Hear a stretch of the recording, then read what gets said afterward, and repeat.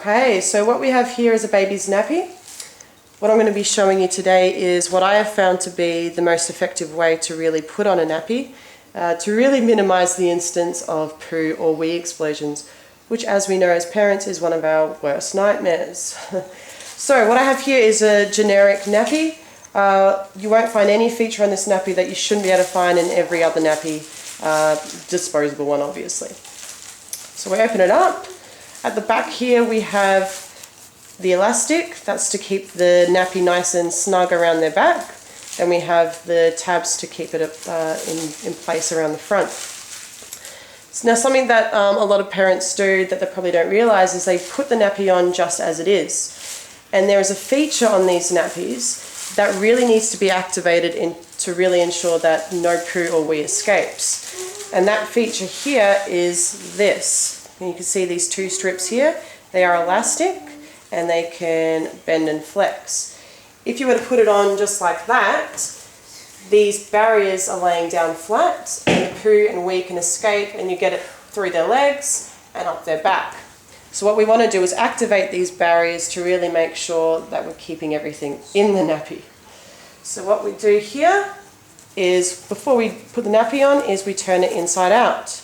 What that does is it activates these barriers. So what we've got here is these are lying down flat. So when we put it under the baby, these are flat, pointing out that way, so away from the baby. And then when you put it around, these are activated and these wrap around the baby's leg and it keeps everything inside the nappy. That is the key to really making sure that we avoid poo and wee explosions. So I'm going to be showing you how to put on a nappy on my own daughter, and hopefully it helps you to avoid those nasty nightmares.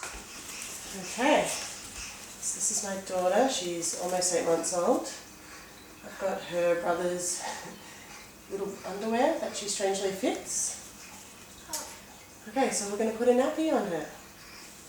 First thing, so as I showed you earlier, making sure that the nappy is completely inside out to activate these little barriers. Put it underneath. Making sure that the back is a good way up. Now as you can see here, it's not folded over. What we want to do is make sure that these are flat, the little side barriers are flat. Pull it up so it looks like this. What we do is make sure that we're keeping the sides down, put it up, put it as far as you can without making it too tight. Once again, just making sure that those side flaps are down. As you can see there, they're around the legs.